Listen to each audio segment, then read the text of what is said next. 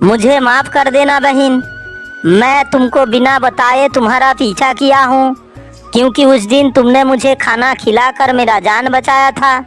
आप क्यों माफी मांग रहे हो भैया? माफी तो आपसे हमको मांगना चाहिए। एक मादा बतख छोटी सी एक झील में घूम घूम के अपना भोजन कर रहा था। कुछ देर बाद उसी रास्ते में एक भूखा भालू जा रहा था।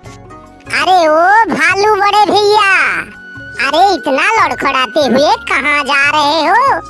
देख के तो तुम्हें बहुत कमजोर लग रहा है।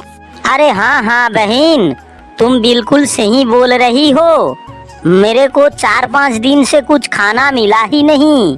मैं बहुत भूखा हूँ, इसीलिए मेरा शरीर बहुत कमजोर हो गया है। अब मैं ठीक से चल भी नहीं पा रहा हूँ। शिकार पकड़ना तो बहुत दूर की बात है। अच्छा भालू भैया, यहाँ पे ढेर सारा मछली है। मैं हर रोज यहीं पे ही खाता हूँ। क्या तुम थोड़ा सा मछली खाना पसंद करोगे? अरे ओ बहन, मैं बहुत पहले मछली पकड़ के खाया करता था, लेकिन जब से जंगल में अच्छा अच्छा शिकार मिलने लगा तब से मैं मछली खाना छोड़ दिया था। अब मैं तो बहुत भूखा हूँ। तुम थोड़ा सा मछली पकड़ के दो, मैं खा के देखता हूँ। बतख मछली पकड़ के देता है और भालू बहुत प्यार से खाता है। मछली खाते खाते भालू का पेट भर जाता है। बहन, और नहीं चाहिए। ढेर सारा मछली पकड़ के तुमने मुझे दिया और मैंने पेट भर के खाया। फिर कभी जरूरत पड़ेगा तो मैं तुम्हारा पास ही आऊँगा।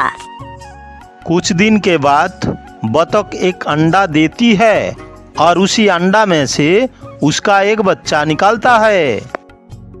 बतख अपना बच्चा को छोड़कर खाना की तलाश में दूसरा झील में जा रहा था। उतने में उसका मुलाकात भालू से हो जाता है।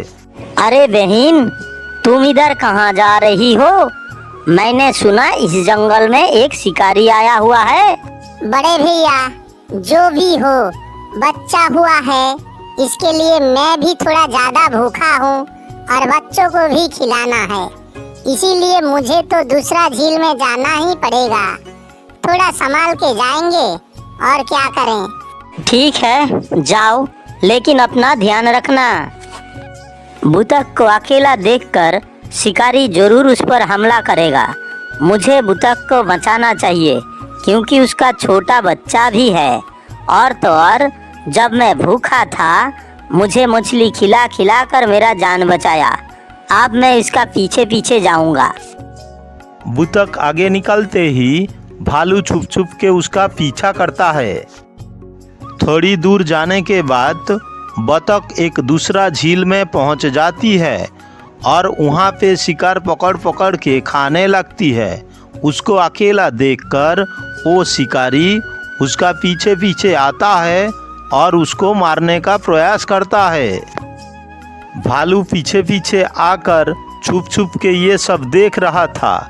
जैसे ही शिकारी बतख का नजदीक पहुंचता है, भालू अपना दहाड़ मार देता है। भालू का दहाड़ सुनते ही बतख चौकन्ना हो जाता है और शिकारी वहां से डर के मारे भाग जाता है। फिर बतख भालू का पास आके पहुंच जाती है। अरे ओ भालू भैया, आपको बहुत बहुत धन्यवाद। आपने मेरा जान बचा लिया।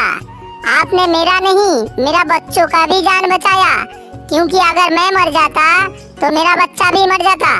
आप मेरा अकेला का नहीं, मेरा दोनों का जान बचा लिया। आपको कैसे पता चला कि मैं यहाँ आऊंगी? मुझे माफ कर देना बहन। मैं तुमको बिना बताए तुम्हारा पीछा किया हूँ, क्योंकि उस दिन तुमने मुझे खाना खिलाकर मेरा जान बचाया था। इसके लिए मैंने सोचा कि मैं तुम्हारा कुछ मदद कर दूं। जब मुझे पक्का खबर है कि यहाँ पे शिकारी शिकार करने के लिए आने वाला है, तुम अकेली आ रही हो, मुझे डर लगने लगा कहीं शिकारी तुमको मार के खा ना ले। इसीलिए छुप छुप के मैंने तुम्हारा पीछे पीछे आया था और मेरा शक सही निकला। शिकारी तुमको मारने के लिए आके हाजिर हो गया था। आप क्यों माफी मांग रहे हो भैया? माफी तो आपसे हमको मांगना चाहिए, क्योंकि आप बताने के बावजूद भी मैंने अकेला यहाँ पे आ गया। ठीक है, छोड़ो ये सब बातें।